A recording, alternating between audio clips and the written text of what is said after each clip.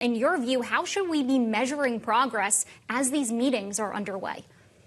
You know, it's a great question. And in some cases, you have to measure progress based on what has President Trump done since the inauguration in terms of his foreign policy successes, where he's had several conflicts come to resolution, his domestic successes. And without putting himself into a position of strength as he's done, it would have been terribly challenging to have that first meeting with Putin. I found that first meeting, the expectation was way too high for what people expected to come from it. We should have been happy that there was a second meeting. And that second meeting is what's taking place today. And these 7 European leaders that have come to Washington, I don't believe they're there to ensure that Zelenskyy's interests are protected. I believe they're there to make sure the United States remains engaged on this conflict. Because it was only Donald Trump that got that meeting into position that it was in.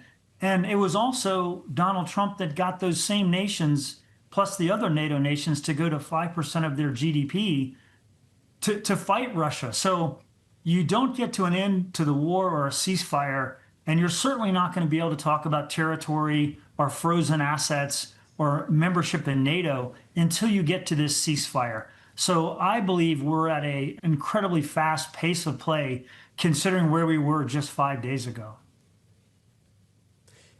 Admiral, earlier this afternoon, President Trump shared more about the security guarantees that he discussed with Vladimir Putin. Let's have a listen. In a very significant step, President Putin agreed that Russia would accept security guarantees for Ukraine, and this is one of the key points that we need to consider, and we're going to be considering that at the table also, like who will do what, essentially. I'm optimistic that collectively we can reach an agreement that would deter any future aggression against Ukraine. And I think that the European nations are going to take a lot of the burden. We're going to help them, and we're going to make it very secure. Admiral, we heard the president talking about security guarantees as being a component of whatever peace plan might emerge. But are you hearing very many specifics in there, and perhaps anything that would be enough to offer the reassurance that Volodymyr Zelensky would be seeking? I think President Trump knows who he's dealing with Vladimir Putin, and sometimes that gets lost in the conversation.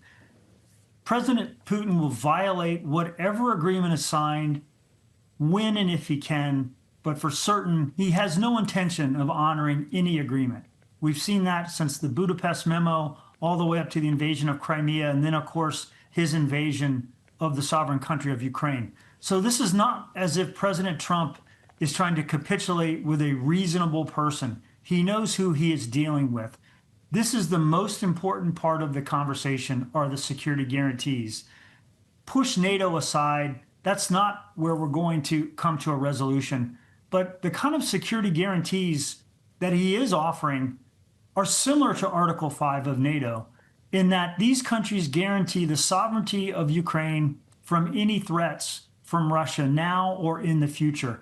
And then what President Trump will do is take that security guarantee, which again, I wouldn't trust Putin more than anyone else would on this, but then bolster it with massive commercial entanglement, reconstruction, critical minerals, and ensure that Ukraine is the ally that can protect itself from a sovereign perspective. So these security guarantees will also include, I suspect, a large buildup of the Ukrainian military.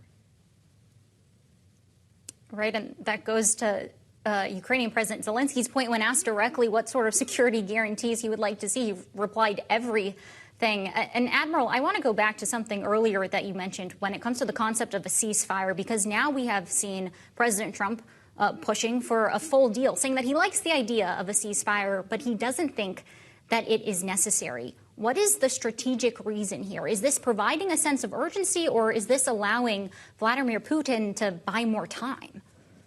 Well, that's a great question, because a ceasefire in many respects allows Vladimir Putin to rearm and reload. And so in some respects, a ceasefire may play more into Russia's hands than Ukraine's hands. So I think recognizing that he's going to continue the terrorism and the civilian attacks and the things that he's doing until we reach some form of an agreement, bypasses a ceasefire, but gets us onto the topics that can create what I would call a sustainable peace plan. And I think Putin is not in as a strong position as others believe, because the president has the ability with sanctions and tariffs to put a tremendous amount of pressure on Ukraine economically. They're a petro economy. He did not go to the Middle East to broker deals with the OPEC nations without thinking about this negotiation. So what we need are security guarantees that get to a long-term peace agreement, and a ceasefire at this point in time won't achieve those goals. Admiral Hewitt, in the 30 seconds that we have left, where do you see this headed in terms of the rebuilding process? That would be the next step after whatever peace plan may emerge. I think this is the most important next step. Similar to South Korea at the end of that conflict, or Japan at the end of World War II, what America did was invest in the long-term security and the alliance of the nation that had just suffered the war. That is where Ukraine is. Ukraine is an unbelievable asset and ally of America. It's a democracy. It's a values-based democracy. It has tremendous resources in critical minerals, AI, military industrial base. So we win this war by winning the peace. And the peace is economic entanglement between U.S. and Ukrainian companies. And that is why I'm part of the Ukrainian Reconstruction Summit next month here in Washington.